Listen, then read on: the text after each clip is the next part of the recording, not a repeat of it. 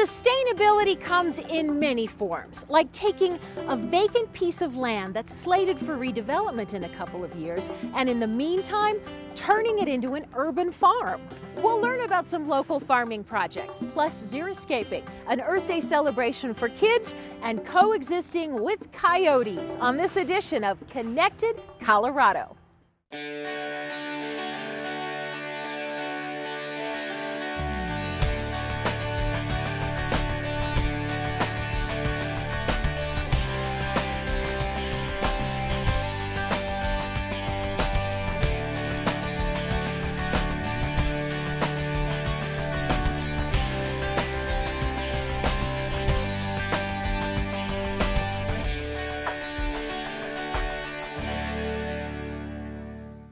Hi, I'm Wendy Brockman. Colorado used to be the carnation capital of the world, but because of cheaper labor in other countries, the industry in our state withered, and greenhouses like this went vacant. Well, there's a new farm here now, and it's thriving. We'll learn more later. But first, let's take a look at another win-win concept for local agriculture. It's all the buzz in communities across the country. Community-supported agriculture, or CSA, is a growing trend that focuses on local farms that serve local people. The produce is sold at farmers markets, or people can buy a membership or share. People buy in at the beginning of the season, so they take on some of the risk along with the farmer. The farmer gets income at the beginning of the season when all the expenses are happening.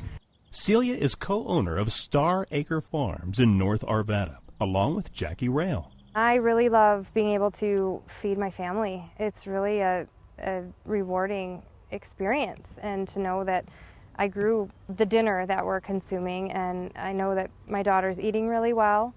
So in the spring of 2011, the women dug into farming, thanks to neighbors who loaned them about an acre of land, and help from the Front Range Power Antique Association, whose members help prepare the soil. Most of us grew up on farms, and we just like to preserve some of that farming history and the background, and we just enjoy getting out and playing in the dirt. We've got Larry out here with his 730 John Deere with a 3-bottom plow, and he's turning the soil over as deep as he can. It's kind of tough plowing on this fresh ground here. And we've got Jim Engelsman, who's got his International over here, and he's disking, just breaking up the dirt. And then I was to come in and just rototill that up to a finer finish. It's an absolute honor to be working with them, and we're delighted. But it didn't take much to convince the men to get involved. As they say, you know, you can take the kid out of the farm, but you can't take the farm out of the kid. We always had John Deere tractors on the farm, and there's just something about that 2-cylinder sound that you can't get out of your system. By midsummer, the hum of 2-cylinder engines was replaced by the buzz of bees, fields of green, and lots of hard work. You know, we can never sit back and think that we're done. So there's always something more to do, and as soon as you think you're done weeding, you just have to turn around and there are more weeds to weed. Jackie is the production manager, while Celia runs the business side. Both have lived in Arvada for years and share a passion for nature. I've always loved food and cooking and also growing things. I've always gardened, and so I think farming brings the two together in a wonderful way. The women specialize in heirloom varieties and organic crops. We've got tons of ladybugs that really appreciate all the flowers too, that are helping eat the aphids, so we don't have to use any sort of chemicals or anything on them. So nature's helping us out a lot too. On market days, the harvest begins at sunrise. We come out and harvest as much as we can for the first 2 hours of the day. Throughout the day, everything is washed and bundled and readied for market. It's actually a pretty fast day. Everything just, you know, you kind of just got to keep moving, and the next thing you know, you're at the market. This is all heirloom lettuces. Chard, baby carrots, squash, and more fill the harvest table. The women deliver to 3 locations each week throughout their 22-week growing season. So we could put some ice in here and put some of the greens out. There's chard, arugula. We might need a couple buckets. A lot of them appreciate the variety in the different crops that we're pulling out of the ground. And also we have some old reliables like lettuces and tomatoes and things that everyone knows how to use already. But I think they really appreciate that challenge to say, okay, well, how do I eat a mustard green? So that's been kind of fun to see them excited about new crops and different colored crops and things like that. I've tried a few new recipes and I've tried new vegetables, and so that's been fun to have some new produce in the house. It's trying new things, it's being a part of the community, that smaller carbon footprint. For Celia and Jackie, the CSA has pulled together everything they hope for, from members to new customers at markets to community support and neighbors who've shared their land. We're so thrilled that they've taken a chance on us and that they want to be part of this project, and we also thank the community of Arvada for encouraging urban farming and for making this possible. We've turned this empty field into something beautiful that can feed Arvada too, so I think that's really great to be part of. I'm here now with Rich Naha of Circle Fresh Farms in Wheat Ridge. And as we mentioned earlier in the show, this greenhouse used to grow carnations, but that industry fell to the wayside. So what was the condition of this property like when you took over? When we found this greenhouse, it was, they had padlocked the front door. There were plants throughout the greenhouse that were dying, and roof panels were flying off, and water pipes were breaking. It was a mess. It was on the verge of being a blight for the neighborhood. So what do you grow here now? We grow 4 different varieties of tomatoes and mini sweet pepper. How long have you been in business? Circle Fresh has been in operation since March of 2011. So how many tomatoes would you say you grow in a year? This facility will produce 400,000 pounds of tomatoes every year. What? It's a lot. It's literally tons. Because of the great sunlight of Colorado, we can grow that amount. A ton of tomatoes. Sounds like growing indoors is much more efficient than growing outdoors. Why is that? We don't waste any water. We can produce 4 to 5 times the produce that these plants would produce in the field on 1/10 the amount of water. So we're 40 to 50 times more efficient with water than outdoor crops. They're all organic? It's all organic, and the proof is in the pudding. This is a little one, obviously. It is. It's a specialty tomato. Super sweet. Yep. My kids would actually just pop these like candy. Raw. Honestly, they're that good. Yeah. Delicious. Mm-hmm. Where can people buy your produce? We're in all the Front Range Whole Food stores. We also distribute through door-to-door organics, Mile High Organics, Growers Organics, a handful of restaurants, and we're expanding our sales every month. You gonna eat that? I can. Because if you're not, I'll have it. So what are the advantages of growing locally, would you say?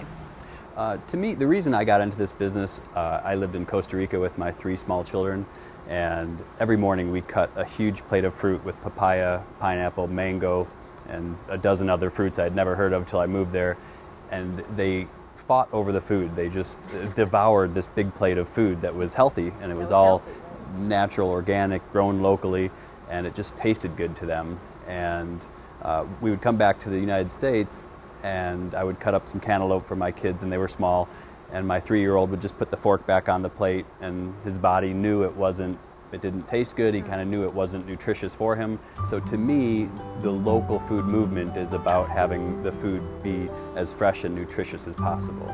Because when you allow the tomato to ripen on the vine, truly ripen on the vine, it obtains the maximum amount of nutrition, and then it tastes good. And so it does taste good. Yeah. Thanks for having us here. Mm-hmm. Awesome tomatoes. Thank you. Being sustainable means using our water resources wisely. Xeriscape gardening techniques are the very best for beautiful, healthy plants that thrive in Colorado's arid climate. Check out these tips to enhance your garden. There's nothing like a beautiful yard when it comes to relaxing and entertaining. Conventional gardening often requires a lot of maintenance and water. But water is a precious commodity here in the West. So a drought-tolerant type of gardening has become very popular in Colorado. It's called xeriscape.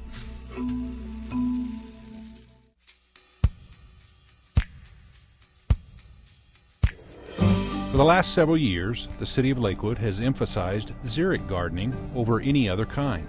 We're way ahead of the curve on that, and that's kind of confirmed through other people in the industry who come to us for advice now. All the way from Pueblo to Fort Collins. Xeric plants are those plants that are drought tolerant and require less attention than water-rich flora. we've started to convert annual beds to perennial beds, to xeric perennial beds, and we're still in the process of doing that. We want to save some annual flowers for the public because everybody does love those. But in the process of doing that, we've also converted a lot of medians. We're in the process of still doing that as well because they get so much attention and visibility out there. Savvy gardeners are learning about xeriscaping techniques and discovering that xeric plants can be just as satisfying to grow as more traditional flowers and ground cover. Annual flowers are a great, beautiful thing to look at, but they're only something you can look at 5 months out of the year, and they use a lot of water. The Kinderclay Gardens has a huge variety of species of plants now. All of those plants are drought-tolerant plants. There's nothing over there that needs a lot of water. So anything that people are looking at is something that they can grow under a low water regime.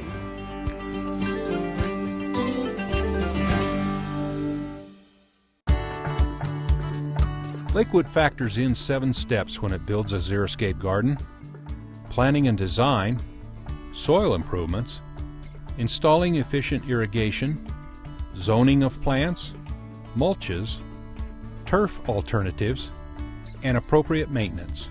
Start with a site plan and mark those areas around your home where you want to plant gardens. Since western plants, which usually are xeric plants, do well in a mineralized soil, check to see if you have soil with a lot of clay or sand.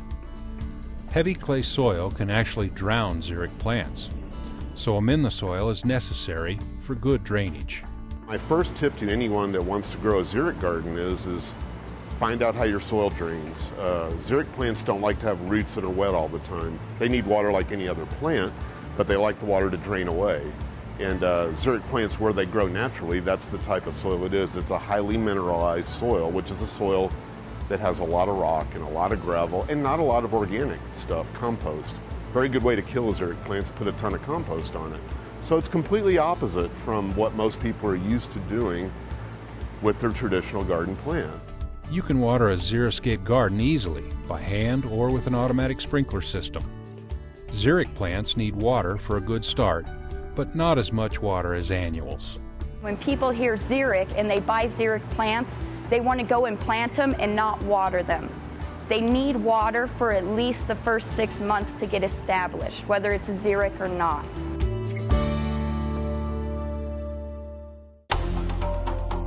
Group together plants that need similar amounts of light and water into specific zones. Mulching is essential and helps keep plant roots cool, reduces weed growth, and minimizes evaporation. Examples of good organic mulches include bark chips and wood grindings. Inorganic mulches are simply rocks and gravel. Take a good look at your lawn, or lack thereof. Most lawn grass needs a lot of water to survive Colorado's summer heat. If you're putting in a new lawn, do yourself a favor and plant turf that doesn't need a lot of water. Drought-tolerant species include buffalo grass, blue grama grass, and tall and fine fescues.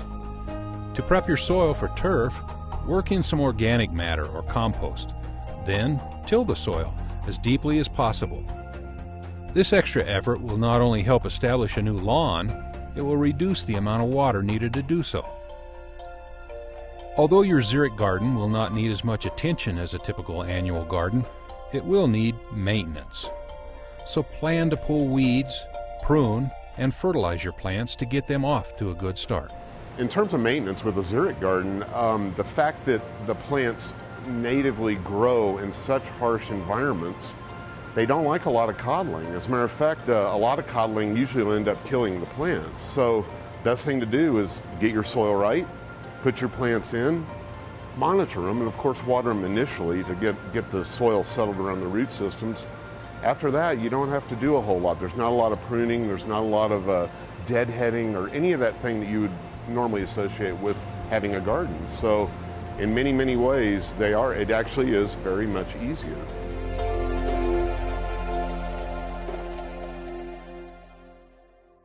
Lakewood has a helpful guide on its website to assist you in creating a xeric garden. The Principles of Xeriscaping offers detailed information for designing a water-wise garden. Call us and ask us, and we'll be glad to help you in any way. The deeper you can work your soil, the deeper the plants will root in the soil.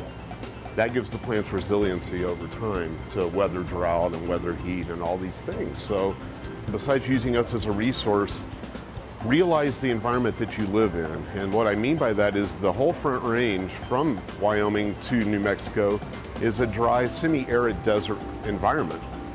Living with your environment instead of trying to fight your environment is a much happier place to be as a gardener.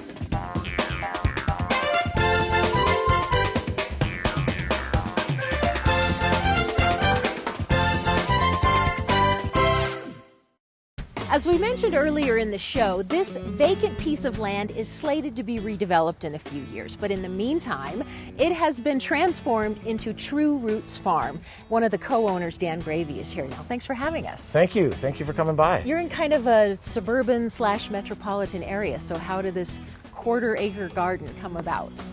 This place came about by us just trying to poke around for a place to grow vegetables on, a big garden. And my wife, Krista, managed to kind of hunt down the owner of this lot that's right by our house and had a conversation with her, and she was very receptive to the idea of doing something like this for a period of time. And from there, we just kind of had to work out a little contract with her and kind of get things going. So you only have this land for a couple of years. Then what happens after that? I don't know quite yet.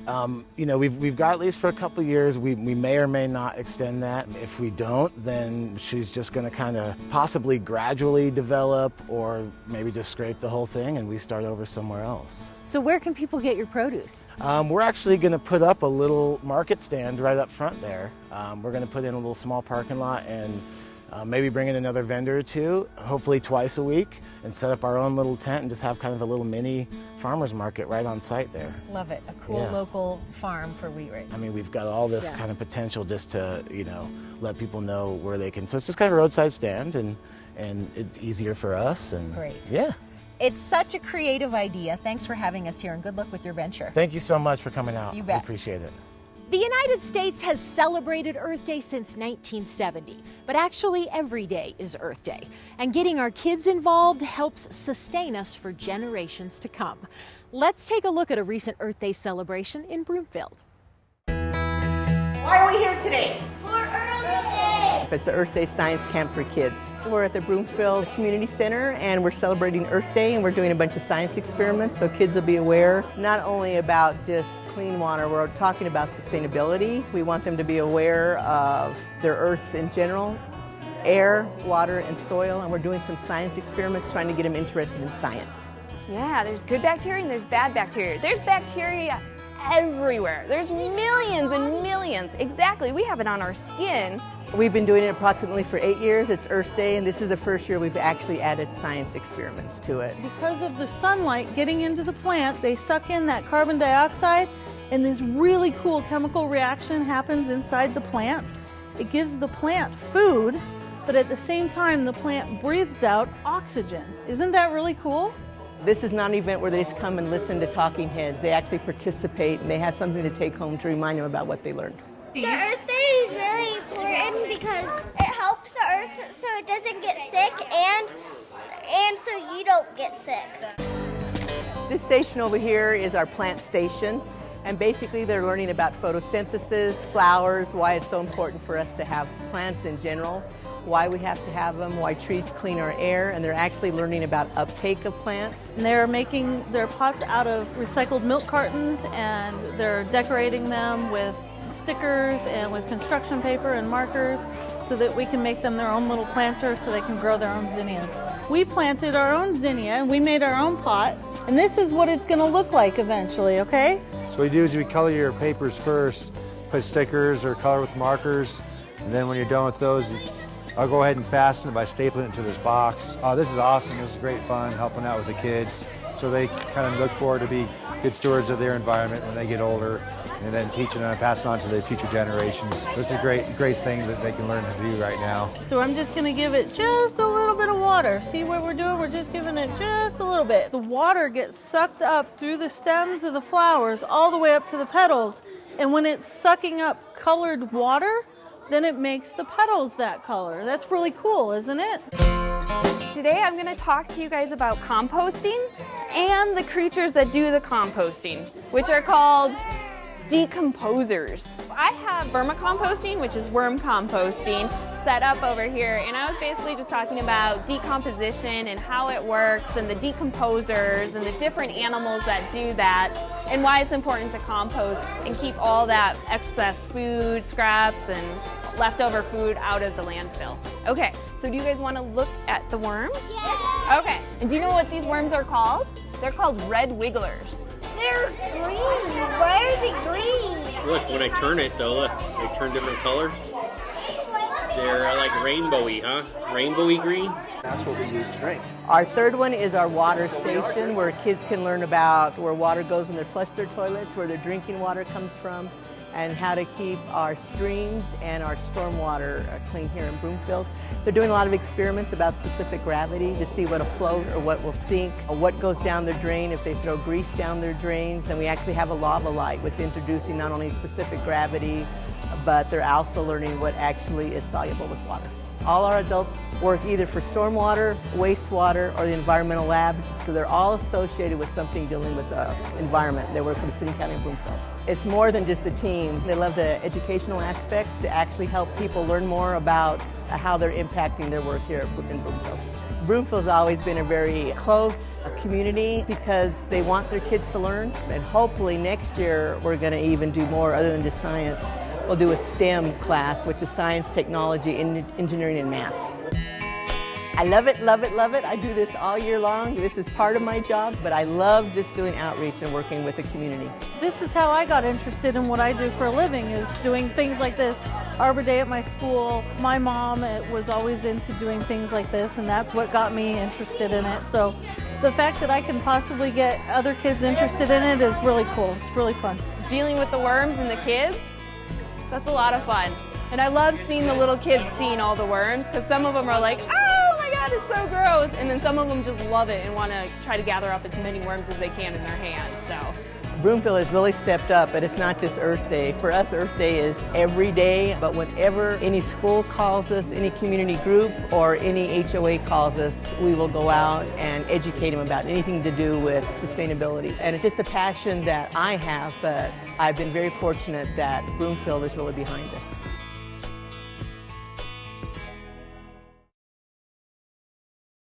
As neighborhoods spread out, we encroach on the habitat of wildlife.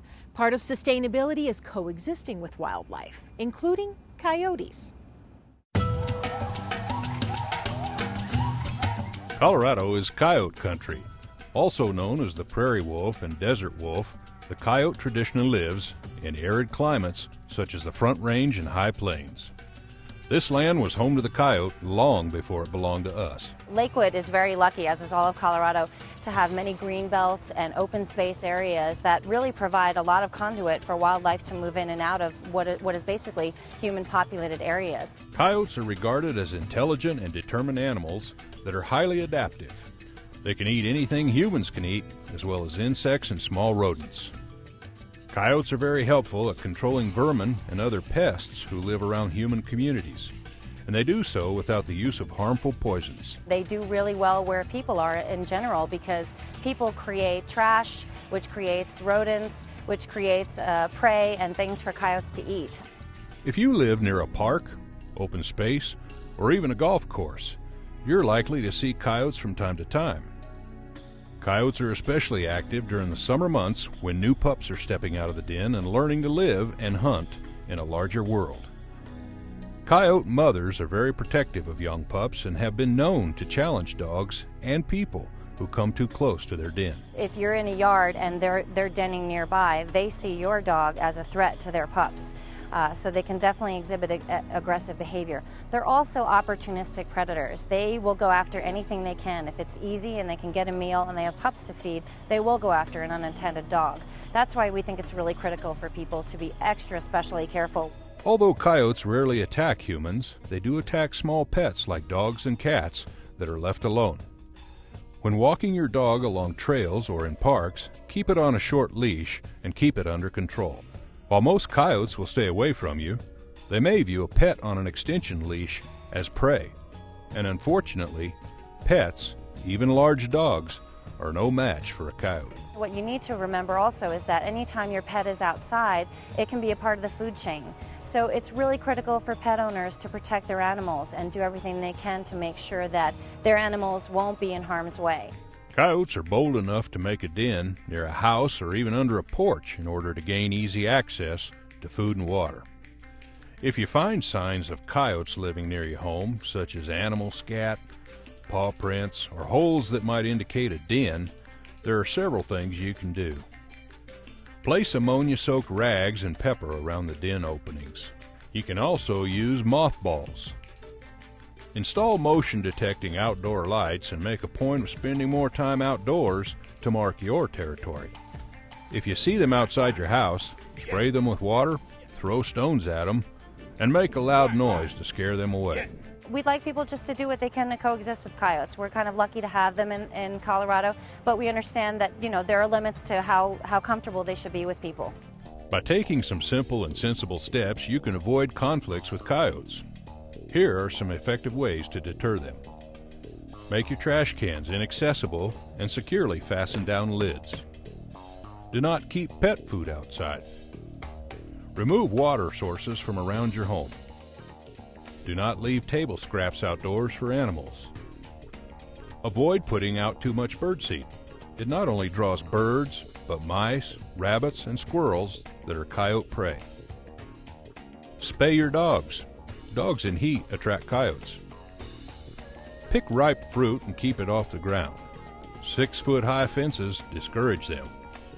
Keep small pets indoors, unless you're available to watch them.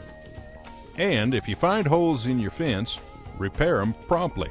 If you're uncomfortable with the presence of an animal, you should do everything you can to make that animal fearful of you. You should clap, you should yell, you should say, "Get out of here, coyotes! Get out of here! This is where I'm walking." Yell, make yourself large, and scare it. You can even throw things at it. We don't want wildlife to be harmed, but if you don't have to feel threatened. You need to protect yourself if you feel threatened by any wildlife. If you're walking through a park with a small child or pet and see a coyote watching you, take action. Pick the child or pet up quickly and scare the coyote off. If you have any incident with any wildlife, you are certainly within your rights, and you should fight back. Make that animal know that you are not prey. The Colorado Division of Wildlife can help you coexist with coyotes. Call them at 303-291-7227 or visit their website at wildlife.state.co.us for more information. Many Native Americans call the coyote song dog. All you have to do is listen to their harmonies at night to appreciate the beauty and intelligence they bring to the outdoor experience.